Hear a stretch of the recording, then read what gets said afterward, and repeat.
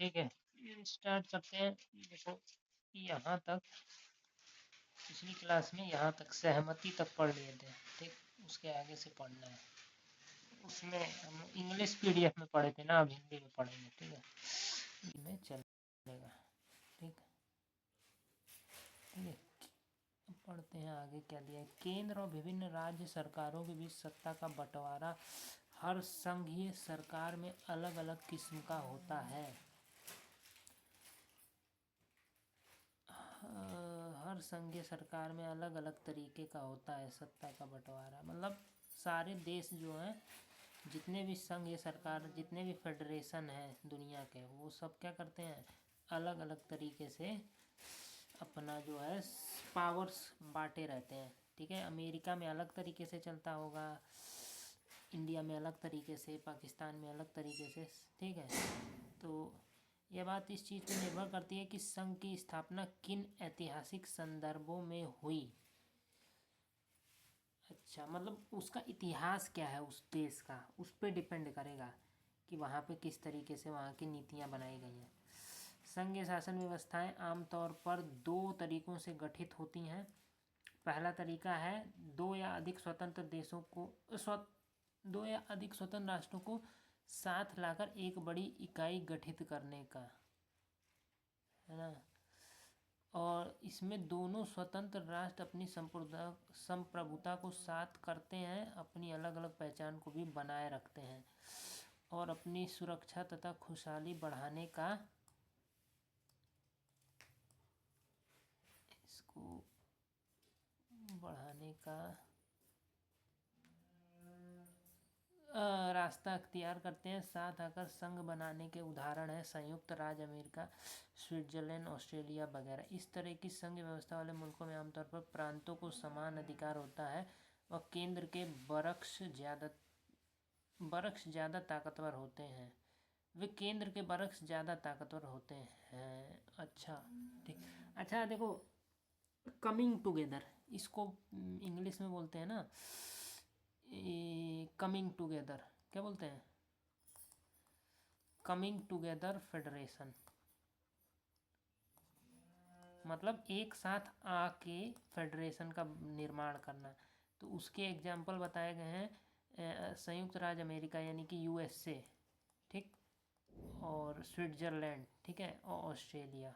ये जो है ना, ये कम आए हैं, साथ मिल के इन्होंने बड़ा बनाया। पहले यूएसए में ना अलग अलग स्टेट, अलग अलग देश थे, जैसे फ्लोरिडा हो गया, ठीक है, और बाकी जो भी स्टेट उसके मान लो जो भी हैं, नाम नहीं हमको याद आ रहा, ठीक है, जो भी स्टेट हैं अलग अलग, उन लोगों ने मिल के क्या किया, एक क्या बना लिया, आपस में मिल के एक फेडरेशन बना लिया, आपस में जुड़ गए, संघवाद बना लिया, जुड़ के एक कंट्री बना ली। मतलब कई सारे जो स्टेट हैं आपस में मिल के बना लिए एक देश। तो इसीलिए तो बोला जाता है यूनाइटेड स्टेट्स, मतलब संयुक्त हुए वो राज्य, सारे राज्य संयुक्त होकर क्या बना दिए, अमेरिका बना दिए। ठीक, ऑस्ट्रेलिया में भी कई सारे जो हैं राज्य थे, वो मिलके क्या बना दिए, एक देश बना दिए। ठीक है, उसी तरीके से स्विट्जरलैंड में भी कई सारे जो राज्य हैं मिलके एक देश बना दिए। तो इसको बोलते हैं कमिंग टुगेदर फेडरेशन। मतलब राज्य जो है अलग अलग थे, अलग अलग देश थे, वो आके मिल गए आपस में कि हम आपस में मिल जाएंगे तो और ग्रोथ होगी हम लोग की और आगे बढ़ेंगे। तो उसकी वजह से मिल गए। तो वो पहला तरीका है, ये फर्स्ट वे है। ठीक है, अभी दूसरा तरीका भी आएगा, देखते हैं, पढ़ते हैं। दूसरा तरीका क्या है, संघीय शासन व्यवस्था के गठन का दूसरा तरीका है बड़े देश द्वारा अपनी आंतरिक विविधता को ध्यान में रखते हुए राज्यों का गठन करना और फिर राज्य और राष्ट्रीय सरकार के बीच सत्ता का बंटवारा कर देना। ठीक है, इस दूसरी श्रेणी वाली व्यवस्था में राज्यों के बरक्स केंद्र सरकार ज़्यादा ताकतवर हुआ करती है। अक्सर इस व्यवस्था में विभिन्न राज्यों को समान अधिकार दिए जाते हैं, पर विशेष स्थिति में किसी प्रांत को विशेष अधिकार भी दिए जाते हैं। ठीक है, ये ज्यूरिसडिक्शन कल पढ़ रहे थे, उसको हिंदी में अधिकार क्षेत्र बोलते हैं।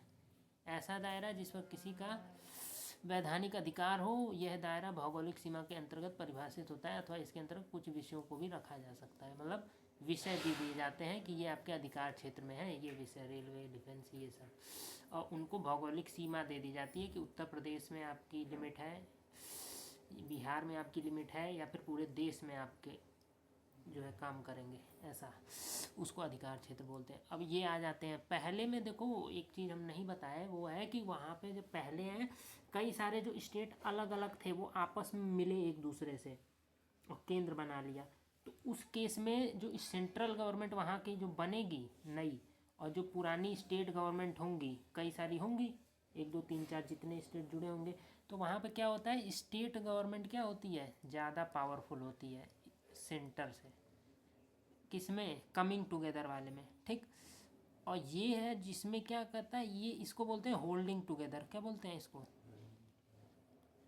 वो कमिंग टुगेदर फेडरेशन थे, ये होल्डिंग टुगेदर फेडरेशन बोलते हैं इसको। तो इसमें क्या होता है कि ये जो है ना देश बहुत ज़्यादा बड़ा होता है। जैसे भारत हो गया, तो भारत कमिंग टुगेदर नहीं है, भारत क्या है, होल्डिंग टुगेदर है। मतलब भारत ने क्या किया, अपने राज्य हिस्से बांट रखे हैं। ये बिहार है, ये गुजरात है, ये आपका पंजाब है, ठीक है। इस तरीके से जो भी भारत के मैप में हिस्से आते हैं, ठीक है। तो बड़ा गंदा मैप बन गया। मैप पहले बड़ा अच्छा सही बनता था यार। क्या बन रहा है, छोड़ो। तो मतलब कहने का मतलब क्या है, ये होल्डिंग टुगेदर है, मतलब ये इन लोगों को साथ रखा जा रहा है। अब इन लोगों ने साथ ये आए नहीं हैं, ठीक। इन लोगों को बांध के रखा जा रहा है देश के द्वारा। तो इसमें क्या है, सेंट्रल गवर्नमेंट ज़्यादा पावरफुल होगी स्टेट गवर्नमेंट की। सेंट्रल जो है ज़्यादा कंट्रोल कर रही है सारे राज्यों को, ठीक है। तो जब आज़ाद हुआ भारत, तो भारत तो एक देश था ना पूरा का पूरा, लेकिन उसके अंदर भी अलग अलग डाइवर्सिटी थी। कहीं पे तमिल लोग रहते थे, कहीं पे मराठी लोग रहते थे। तो उनको होल्ड करके रखा है भारत देश ने, एक दूसरे के साथ मिला के रखा है। ये लोग मिले नहीं हैं बाद में। जैसे वो अमेरिका, ऑस्ट्रेलिया वगैरह केस में क्या है, अलग अलग देश थे, वो मिल के एक देश नया बना दिए, ठीक है, अपनी स्ट्रेंथ बढ़ाने के लिए। तो ये ताकतवर कौन हो गई, केंद्र सरकार। इसमें देखो ये वाली लाइन बड़ा इंपॉर्टेंट है, यहाँ से लेके यहाँ तक। क्या बोल रहा है, अक्सर इस व्यवस्था में विभिन्न राज्यों को समान अधिकार दिए जाते हैं, पर विशेष स्थिति में किसी किसी प्रांत को विशेष अधिकार भी दिए जाते हैं। इसमें क्या है, राज्यों को समान अधिकार दिए जाएंगे। यूपी वाले को जो अधिकार मिलेंगे वो बिहार वाले को भी मिलेंगे, ठीक है, इस तरीके से। लेकिन विशेष स्थिति में किसी प्रांत को विशेष अधिकार भी दे दिए जाते हैं। जैसे जम्मू कश्मीर को पहले विशेष अधिकार था कि नहीं, आर्टिकल 370 हट गया तब जाके, मतलब अब विशेष नहीं रहा, वो पहले विशेष अधिकार थे। क्या होता है आर्टिकल 370 में? उसको स्पेशल प्रोविज़न थे जम्मू कश्मीर के लिए कि वो भाई अपना झंडा अलग बना सकते हैं। जैसे हम लोग के कहीं का भी झंडा रहेगा तो भारत वाला ही नहीं रहेगा, यूपी में भी एक ही झंडा भारत, लेकिन वो लोग अलग झंडा बना सकते थे। तो इसलिए वहाँ के लोग कुछ कुछ वहाँ पे पाकिस्तान का झंडा लहराने लगते थे, तो वो ख़त्म किए, तो वो भी ख़त्म हुआ। बोलते थे कि आपको स्पेशल स्टेटस है कि आप एक अलग कंट्री भी बना सकते हैं, या फिर कंट्री अपने आप को समझ सकते हैं, ऐसा भी था। तो वो भी अब हटा दिया गया। पूरी तरीके से जम्मू कश्मीर हम लोग का हिस्सा बन चुका है। तो ये आर्टिकल 370 हटाने के बाद, ठीक है। और भी किसी प्रांत को विशेष अधिकार भी दिए जाते हैं। जैसे जम्मू कश्मीर का एग्जांपल बताया, वैसे ही जो इधर हैं नॉर्थ ईस्ट इधर साइड, ये मैप देखो गंदा सा मैप है, लेकिन इसी में ये जो इधर साइड है कोने में, असम, अरुणाचल प्रदेश है कि नहीं, नागालैंड, ठीक है, मेघालय, इनको स्पेशल राइट दिए गए हैं। स्पेशल प्रोविज़न इनको इसलिए दिए गए हैं यहाँ के लोगों को कि यहाँ की जो जनजाति है वो लोग को बचाने के लिए वहाँ पे रोक लगाई रखी है कि बाकी जगह तो तुम कहीं के भी हो, कहीं ज़मीन ले सकते हो। तमिलनाडु के है तुम यूपी में ज़मीन ले सकते हो, गुजरात के हो तुम बिहार में, लेकिन कहीं के हो तुम मेघालय, असम, इन सब राज्यों में ज़मीन नहीं ले सकते। रोक है, प्रतिबंध है, सरकार ने लगाया है। क्यों? क्योंकि अगर ऐसा होने लगा तो इधर के जो भी लोग होंगे वो वहाँ पे ज़मीन ले लेके वहाँ के जो आदिवासी लोग हैं उनके लिए दिक्कत कर देंगे। इंडस्ट्री बहुत ज़्यादा ग्रोथ कर देंगे, वहाँ पे दिक्कत हो जाएगी। इसकी वजह से उसको विशेष प्रोविज़न दिया गया है कि वहाँ पे ज़मीन लेनी है, किसी को खरीदनी है, बेचनी है, तो वहीं के लोग जो वहाँ के निवासी हैं वही लोग कर सकते हैं, बाहर का कोई नहीं कर सकता है। और उसी तरीके से कोई राज्य ऐसे होते हैं जैसे जो बहुत ज़्यादा पॉपुलेशन में क्या होता है अधिक हो जाते हैं, लेकिन एरिया वाइज बहुत कम होते हैं, छोटे होते हैं। जैसे दिल्ली है तो दिल्ली है तो भाई पॉपुलेशन में बहुत ज़्यादा है, लेकिन एरिया इतना छोटा है कि उसको नया राज्य बना नहीं सकते। ठीक, तो ऐसे को बोल दिया जाता है यूनियन टेरिटरी। क्या बोल दिया जाता है? केंद्र शासित प्रदेश।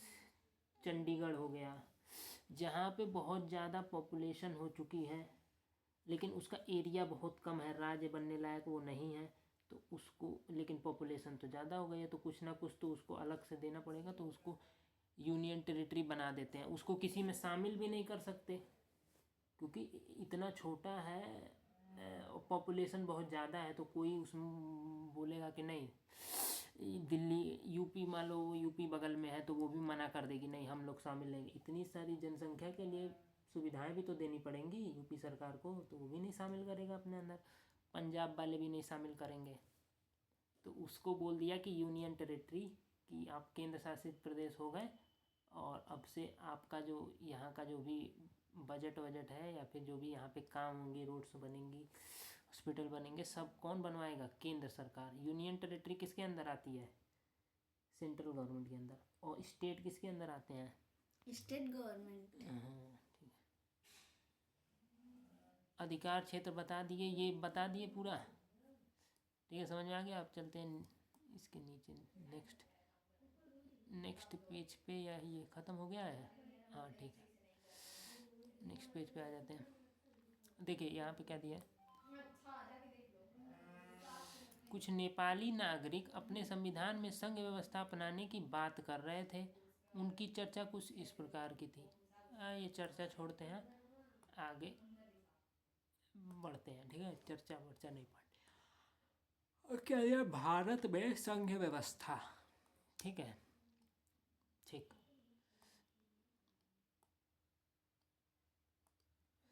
हमने पहले देखा है कि बेल्जियम और श्रीलंका जैसे छोटे देशों को भी अपने यहाँ की विविधता को संभालने में बड़ी मुश्किलें आती हैं। मतलब अपने उनके यहाँ जो भी डाइवर्सिटी थी तो मुश्किलें तो आती हैं भाई। बेल्जियम ने उन मुश्किलों को अच्छे से टैकल कर लिया और बहुत बढ़िया काम कर दिया। श्रीलंका वही काम नहीं कर पाई तो वहाँ पे सिविल वॉर हो गई। तो मुश्किलें तो आती हैं भाई, ये तो पक्का है। सोचिए कि भारत जैसे विशाल मुल्क में ये काम कितना मुश्किल होगा। हाँ, ये तो छोटे छोटे देश थे। श्रीलंका तो बहुत छोटा सा है, बेल्जियम उससे भी छोटा सा है। मैप में देखे, बेल्जियम को तो ना देखे होगे, श्रीलंका को तो देखे ही होगे कितना छोटा है। इंडिया का एक स्टेट के बराबर भी नहीं है, वो छोटा सा है ना।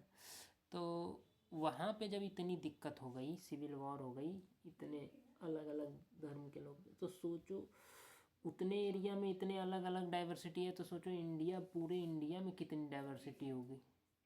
तमिल है, मराठी हैं, आदिवासी जनजाति है, कोई पहाड़ी हैं, तो पंजाबी हैं, तो गुजराती, राजस्थानी, उधर नॉर्थ ईस्ट में है सब, जो गोरखा वगैरह, ठीक है, इधर नेपाल साइड, उत्तराखंड साइड, तो मतलब अलग अलग तरीके के लोग हैं, अलग अलग जाति के लोग हैं, ठीक है।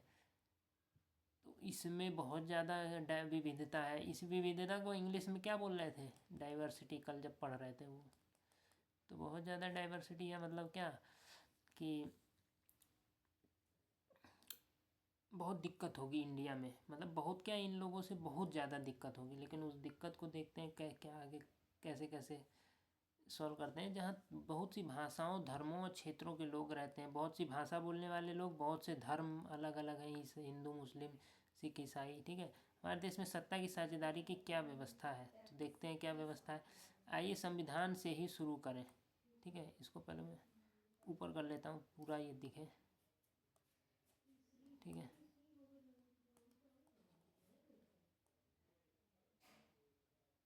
ठीक, आइए संविधान से ही शुरुआत करें। एक बहुत ही दुखद और रक्त रंजित विभाजन के बाद भारत आज़ाद हुआ। बहुत ज़्यादा खून बहा, रक्त रंजित और बहुत ही दुखद। दुखद मतलब क्योंकि विभाजन हुआ था पाकिस्तान से।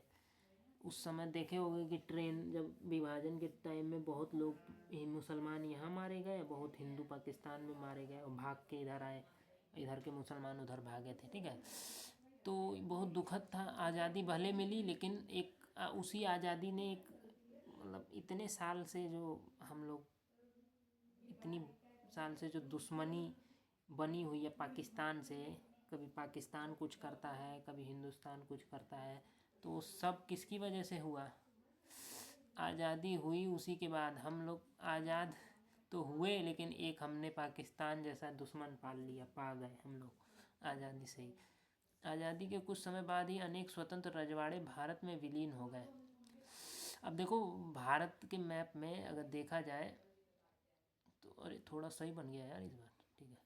तो भारत के मैप में देखा जाए तो कहीं कहीं पे ऐसे ऐसे कहीं कहीं पे छोटे छोटे रजवाड़े रहते थे, राजा राजा, ठीक है। तो वो भी क्या किए, ठीक है, इधर साइड थे, इधर वेस्ट साइड में, ठीक है।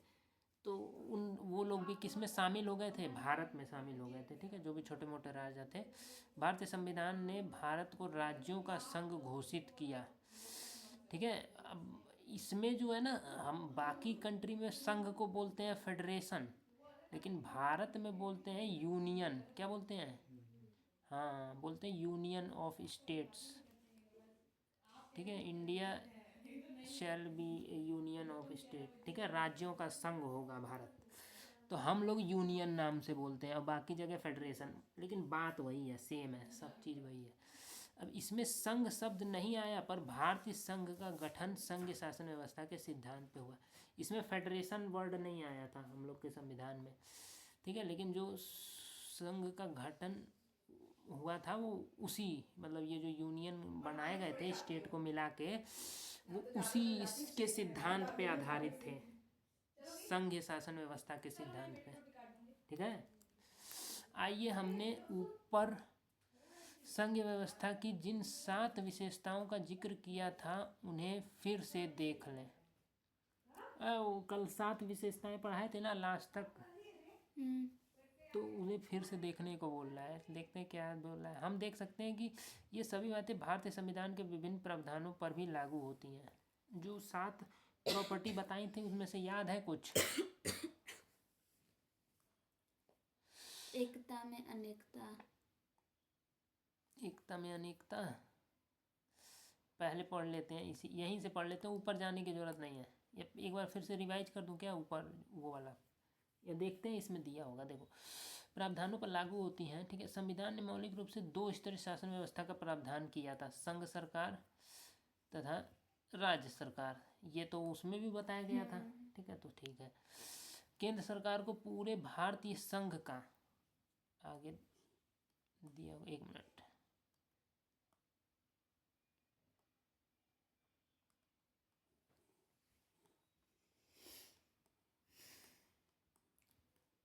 हाँ, केंद्र सरकार को पूरे भारतीय संघ का प्रतिनिधित्व करना था। बाद में पंचायतों और नगर पालिकाओं के रूप में संघ शासन का एक तीसरा स्तर भी जोड़ा गया।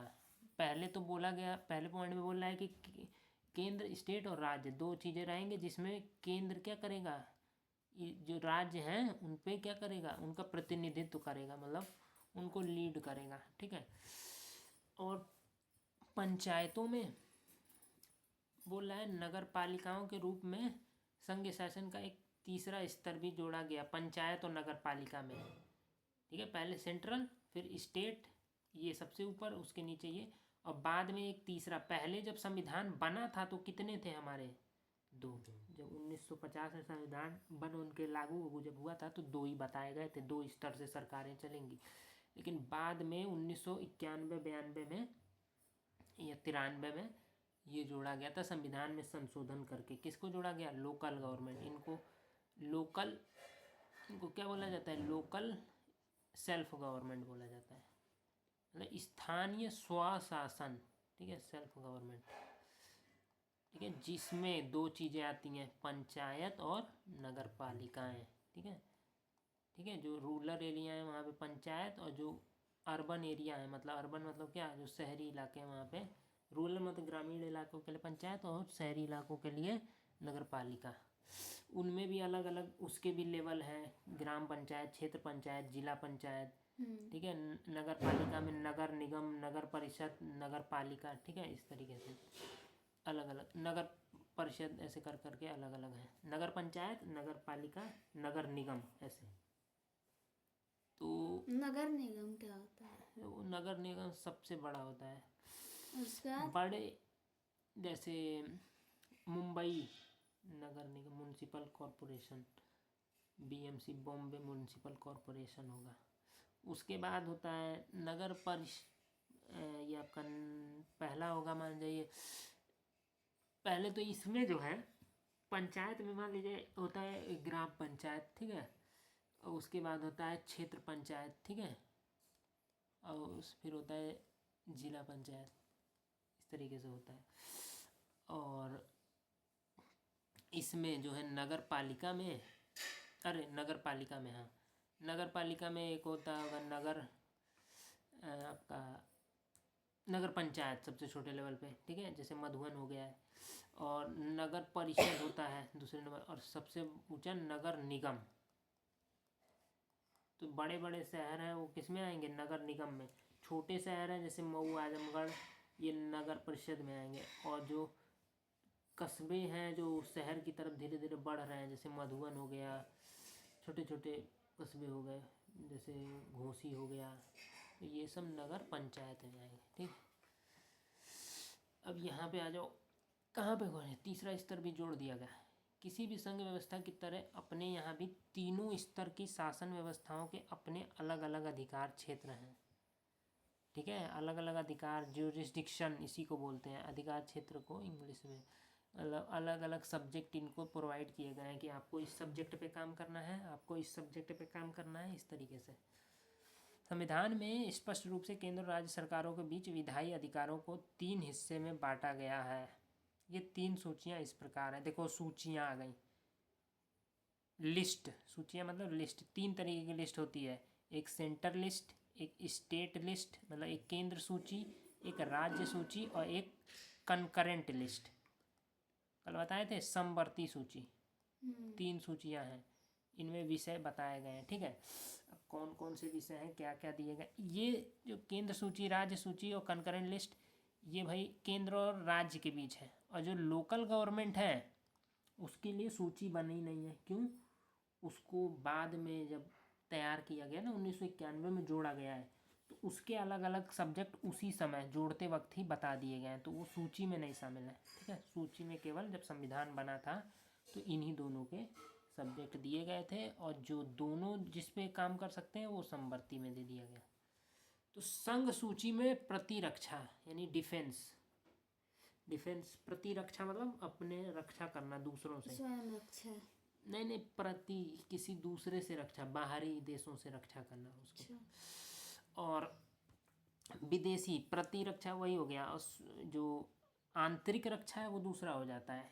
आंतरिक रक्षा के अंदर पुलिस आती है, और प्रतिरक्षा के अंदर आर्मी आती है। विदेशी मामले, जैसे ये समझौते हो गए ना, विदेशी समझौते, व्यापार वगैरह जो बाहर से करना है, अमेरिका के जैसे नहीं दौरे होते रहते हैं, मिलते रहते हैं, जो हमारे विदेश मंत्री हैं या फिर प्रधानमंत्री जाते रहते हैं ऑस्ट्रेलिया, अमेरिका के दौरे पे, वहाँ के जो प्रधानमंत्री, राष्ट्रपति आते रहते हैं, तो वो सब मामले कौन देखेगा, राज्य सरकार थोड़े ना, बिहार की राज्य सरकार जाएगी दौरे, जाते हैं लोग लेकिन उनका उतना वो मामला नहीं, मतलब उनको उस पर काम करने की ज़रूरत नहीं है। जो दूसरे देशों से संबंध, अच्छे संबंध या बुरे संबंध जो भी बनाने हैं वो केंद्र सरकार तय करेगी।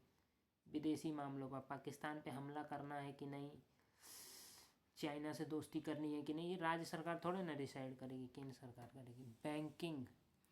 बैंकिंग पे भी जो रूल है, कब इंटरेस्ट रेट बढ़ाना है, कब लोन का ब्याज बढ़ाना है, कब सरकारी बैंक कहाँ खोलने हैं, ठीक है, किसको प्राइवेट करना, जो भी चीज़ें हैं पैसे से बैंकिंग से रिलेटेड सब कौन देखेगा? Central government. संचार, कम्युनिकेशन से चीज़ें जैसे मोबाइल, टेलीकॉम जो ऑपरेटर हैं, जियो, बीएसएनएल, वोडाफोन, इन सब को कंट्रोल कौन करेगा? इन सब से जुड़े कानून कौन लेके आएगा?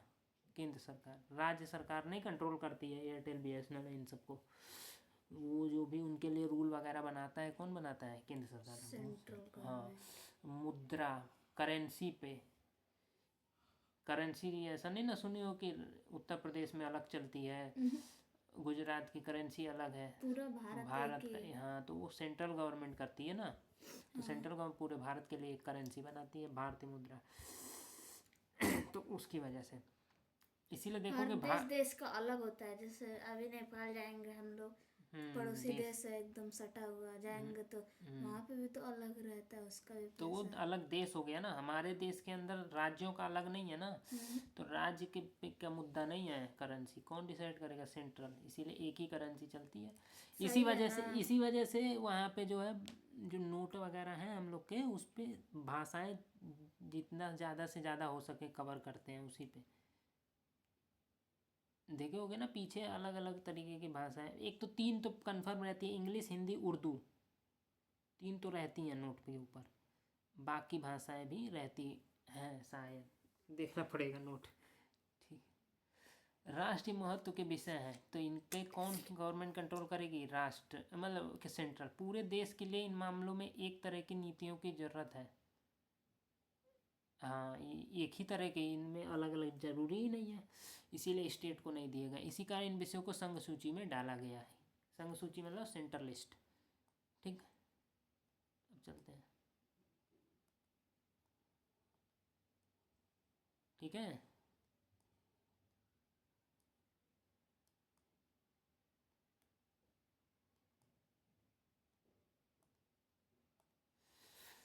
संघ सूची में डाला गया है।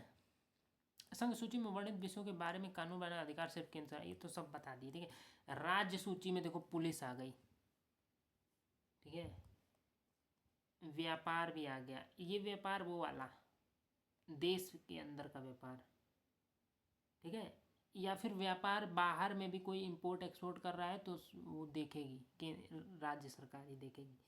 ठीक है। बिहार से कुछ एक्सपोर्ट होना है तो उसके ऊपर रूल जो है, टैक्स वगैरह जो भी है, वो वही बताएगी राज्य सरकार। वाणिज्य, कॉमर्स, मतलब कॉमर्स के अंदर क्या आ सकता है? जो भी आपके कमर्शियल चीज़ें हैं, जो भी वहाँ के व्यापार हैं, ठीक है, धंधे हैं, वो कॉमर्स के अंदर आएंगे। तो जो भी राज्य के अंदर धंधे हैं उनसे रिलेटेड कानून जो है केंद्र सरकार नहीं बनाएगी, वो वहाँ की राज्य सरकार तय करेगी।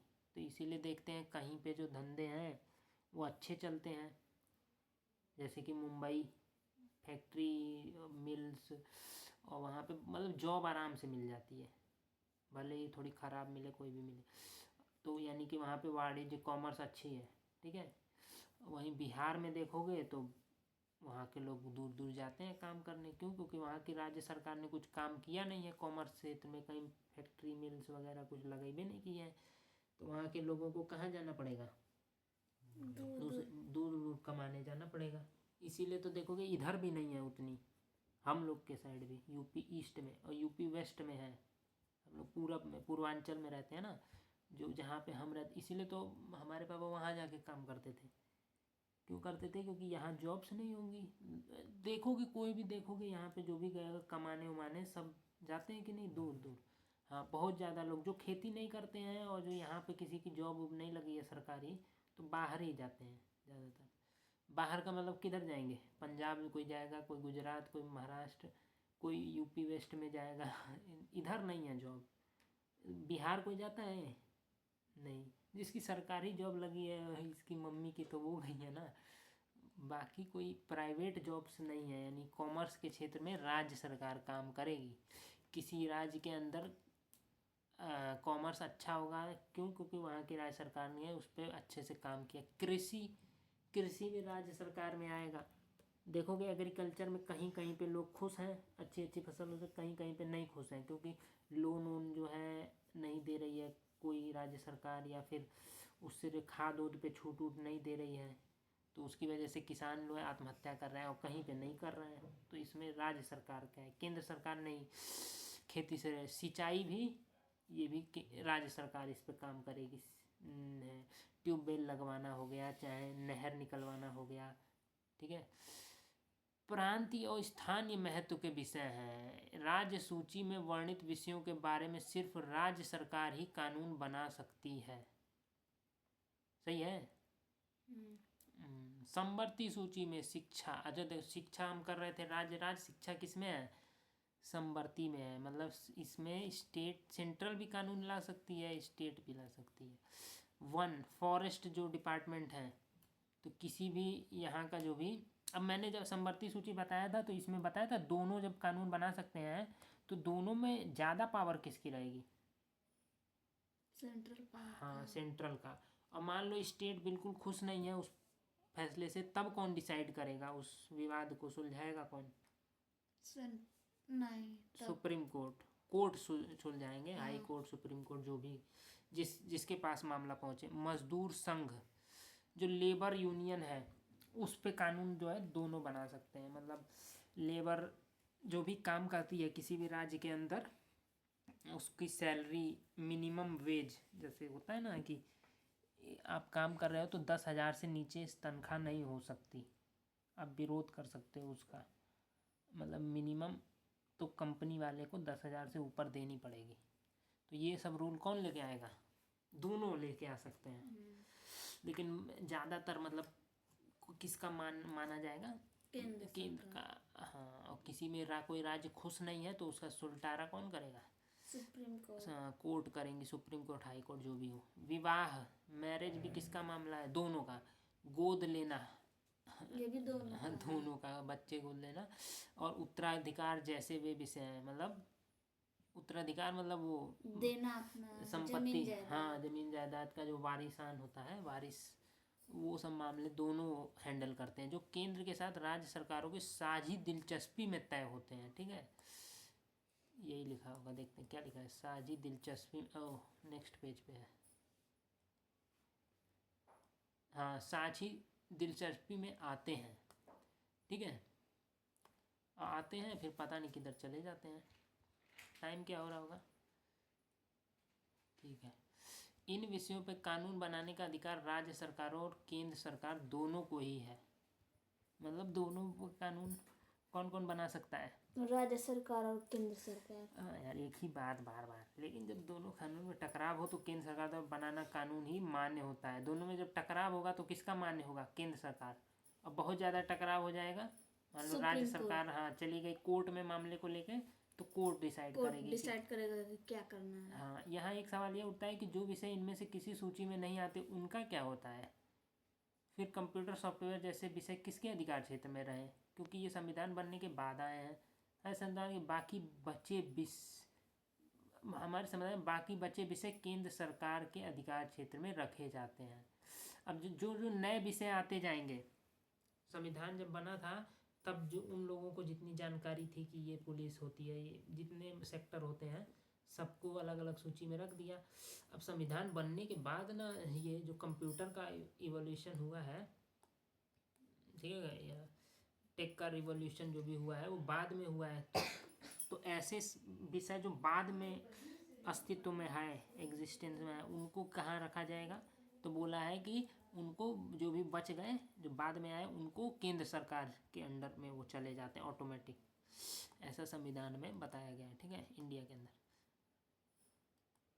अब चलते हैं, हमने ऊपर देखा कि सबको साथ लेकर चलने की नीति मानकर बनी अधिकतर बड़ी संघ व्यवस्थाओं में साथी इकाइयों को बराबर अधिकार नहीं मिलते। भारतीय संघ के सारे राज्यों को भी बराबर अधिकार नहीं है, कुछ राज्यों को विशेष दर्जा प्राप्त है, जैसे कि असम, नागालैंड, अरुणाचल प्रदेश और मिजोरम अपनी विशिष्ट सामाजिक तथा देखो आ गया परिस्थितियों के कारण भारत के संविधान के कुछ प्रावधानों के तहत विशेष शक्तियों का लाभ उठाते हैं। ये विशेष शक्तियाँ स्वदेशी लोगों, उनकी संस्कृति और सरकारी सेवाओं में अधिमान रोजगार के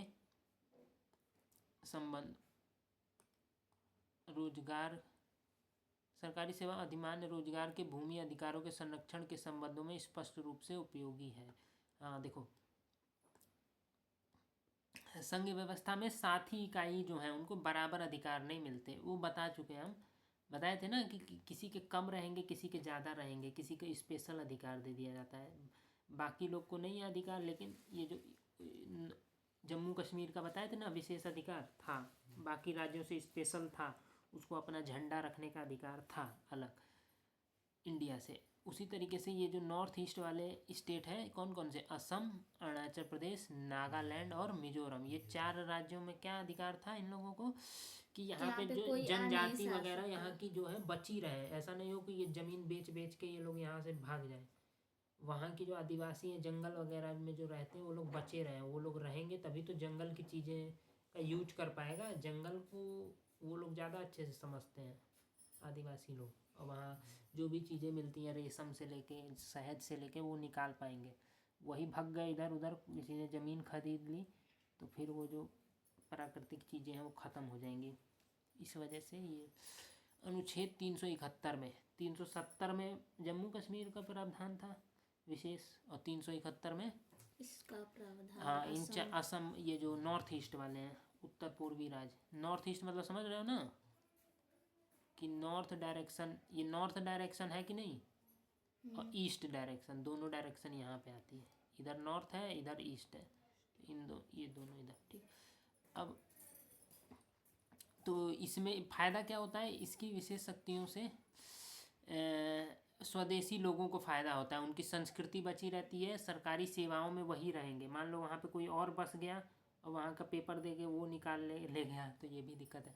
रोजगार के भूमि अधिकारों के संरक्षण के संबंध में, रोजगार के मामलों में भी और भूमि अधिकारों के मामलों में भी वहाँ पे कोई नौकरी भी नहीं लग सकता, ठीक है, वहाँ पे जो है ज़मीन भी नहीं खरीद सकता, इस वजह से, ठीक है। अब जो है आ जाते हैं कहाँ पे, मतलब ये समझ गया। अब ये बताए थे, जैसे ये तो समझ गया, दिल्ली वाला बताए थे कि जो भी हैं ऐसे राज्य जिनको किसी में शामिल कोई करना नहीं चाहेगा, ज़्यादा जनसंख्या, तो उनको यूनियन टेरिटरी बना देंगे कि भाई ये दूसरे राज्य शामिल करेंगे नहीं, लेकिन इनकी जनसंख्या ज़्यादा हो गई है तो, और हैं छोटे से, तो नया राज्य बनाने में दिक्कत रहेगी, छोटे छोटे हैं एकदम, तो नया राज्य तो बन नहीं पाएगा, मैप में बिंदु भर के हैं वो सब, लेकिन जनसंख्या इतनी, दिल्ली चंडीगढ़ ऐसे इलाकों में, तो उनको क्या बना दिया गया, केंद्र शासित प्रदेश। वहाँ के लिए कौन काम करेगा, यूनियन गवर्नमेंट, सेंट्रल गवर्नमेंट काम करेगी, ठीक है। अब चलते हैं आगे, ये कौन सा पेज है, 6वां पेज है, इसी को ख़त्म करके इसी को बस समझाना है यहाँ तक, ठीक है। भारतीय संघ की कई इकाइयों को बहुत ही कम अधिकार हैं, ये वैसे छोटे इलाके हैं, हाँ देखो अब लग रहा है बात आ गई इनकी, कुछ इलाके हैं जिनको बहुत कम अधिकार है, ऐसे छोटे इलाके हैं जो अपने आकार के चलते स्वतंत्र प्रांत नहीं बन सकते, हाँ, जैसे कि आ गए दिल्ली और पुडुचेरी, जो अपने आकार के चलते स्वतंत्र राज्य बन नहीं सकते, बहुत छोटे हैं, इन्हें किसी मौजूदा प्रांत में विलीन करना भी संभव नहीं है, क्योंकि और प्रांत इनको शामिल करना चाहेंगे नहीं, ठीक है। चंडीगढ़ या लक्षद्वीप अथवा देश की राजधानी दिल्ली, लक्षद्वीप भी, और वहाँ पे ये अंडमान निकोबार द्वीप समूह भी, तो इनको कोई राज्य अपने अंदर शामिल नहीं करेगा, इसको देश बना नहीं सकते, इसको राज्य बना नहीं सकते नया, तो इनको किस में शामिल कर देंगे, केंद्र शासित प्रदेश में, ठीक है। इन क्षेत्रों को राज्यों वाले अधिकार नहीं है, इन इलाकों का शासन चलाने का विशेष अधिकार केंद्र सरकार को प्राप्त है, बता चुके हैं ये, ठीक है। चलो कुछ पॉइंट तुरंत हो जा रहे हैं, अब इसको नीचे लेके चलते हैं। अभी ये वाला पैराग्राफ, हाँ क्या कह रहा है, केंद्र और राज्य सरकारों के बीच सत्ता का यह बंटवारा हमारे संविधान की बुनियादी बात है, सत्ता का यह बंटवारा हमारे संविधान की बुनियादी बात है, केंद्र और राज्य सरकारों के बीच सत्ता का यह बंटवारा हमारे संविधान की बुनियादी बात है भाई, स्ट्रक्चरल है ना, सब्जेक्ट्स तो बटे होने चाहिए, क्लियर होने चाहिए, ये तो बुनियादी चीज़ है, नहीं बटे होंगे तो फिर दिक्कत हो जाएगी, दोनों लड़ते रहेंगे आपस में, केंद्र राज्य अधिकारों के इस बंटवारे में बदलाव करना आसान नहीं है, आसान नहीं है, कल बताए थे, कल भी। अकेले संसद इस व्यवस्था में बदलाव नहीं कर सकती। मतलब संसद किसके कंट्रोल में रहती है? केंद्र सरकार के, ठीक है। तो सेंट्रल गवर्नमेंट के, तो सेंट्रल गवर्नमेंट अकेले इसका मतलब नहीं बदलाव कर सकती। वो नहीं कह सकती कि पुलिस हमारे कंट्रोल में अब से रहेगी, उस सब्जेक्ट को अपने अंदर नहीं ला सकती, क्योंकि खाली संसद उसमें बदलाव नहीं कर सकती। अगर बदलाव को लाना है तो पहले संसद के दोनों सदनों में 2/3 बहुमत से मंजूर किया जाना होता है, फिर कम से कम आधे राज्यों की विधानसभाओं में उसे मंजूर करवाना होता है। हाँ, मतलब कि दोनों सदन के सेंट्रल में 2 सदन होते हैं ना, लोकसभा और राज्यसभा। तो पहले दोनों सदनों से 2/3, मान लो अगर दोनों सदन मिला के 100 लोग हैं, तो 100 में से 66 लोग या 67 लोग, मानो 2/3 67 हो जाएगा, तो उनको क्या सहमति जतानी चाहिए, ठीक है। 2/3 मतलब 50, आधे लोगों से ज़्यादा भी, ठीक है, 67% लोग, ठीक है। लोगों अगर तैयार मतलब सहमत हो गए, तब जाके राज्यों से भी पूछा जाएगा। मान लो 28 राज्य हैं, उनमें से 14 राज्यों की जो विधानसभा है वहाँ से वो पास हो गया बहुमत से, बहुमत मतलब 1/2 से पास हो गया वहाँ पे, तब जाके वो चेंज क्या होगा, हो जाएगा। तो ये करना बहुत मुश्किल है। मान लो ये तो लोकसभा राज्यसभा में तुम्हारे एमपी होंगे सांसद, तो तुम करवा लोगे 2/3 वोट पास। लेकिन मान लो राज्यों में जो है 28 में से, मान लो जो है तुम्हारी सरकार कम से कम आधे राज्यों की विधानसभा उसे मंजूर कराना होता है। मतलब सारे तो नहीं कर देंगे, उस पर हामी भर देंगे, आधे आधे कर देंगे तो हो जाएगा चेंज, ये भी है, ठीक है। अब संवैधानिक प्रावधानों और कानूनों के क्रियान्वयन की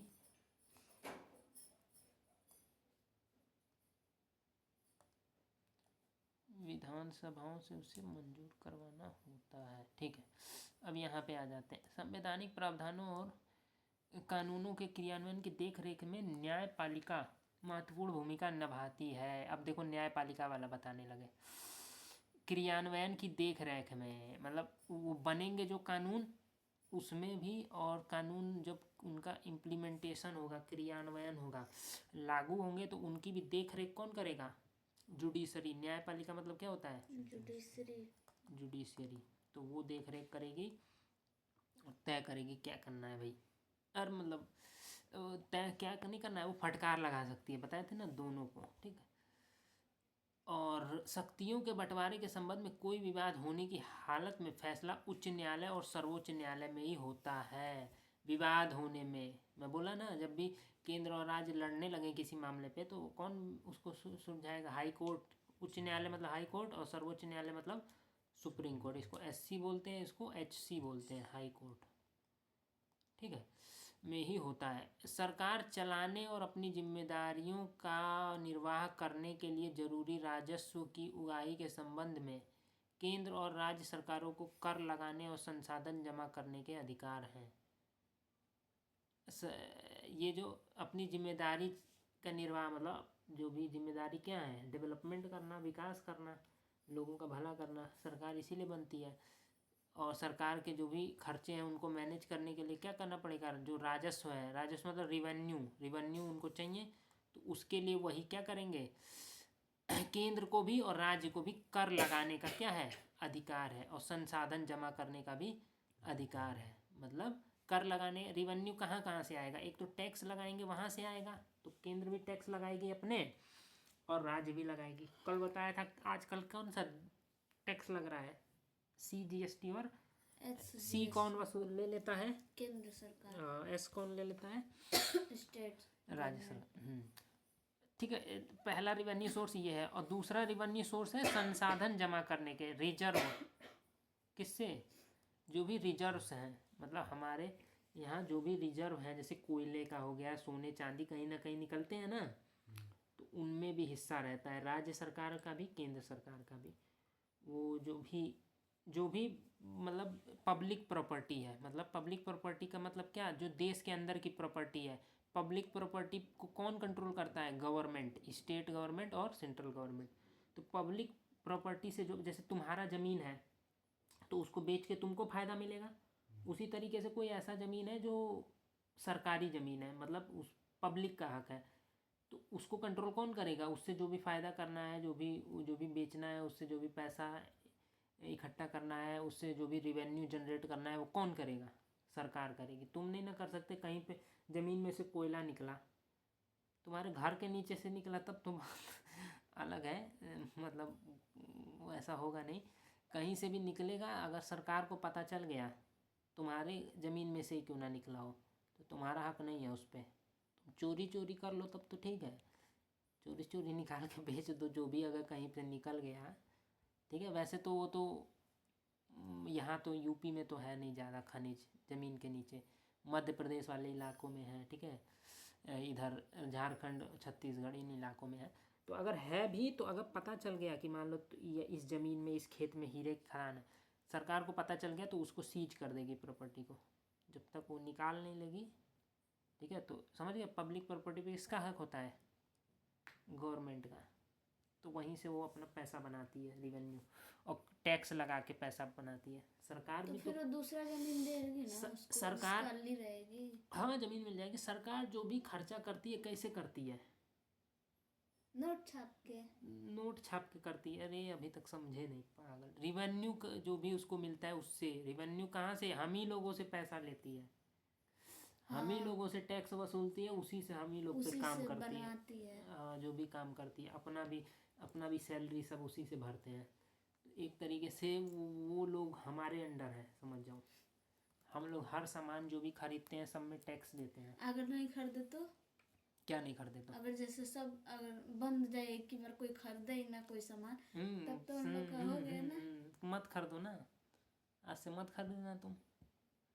कोई खरीदे ना तो करे। हमारे खरीदने से थोड़ी ना हाँ काम तब हो जाएगा। तो तुम्हारे खरीदने से क्या, तुम ही कर दो,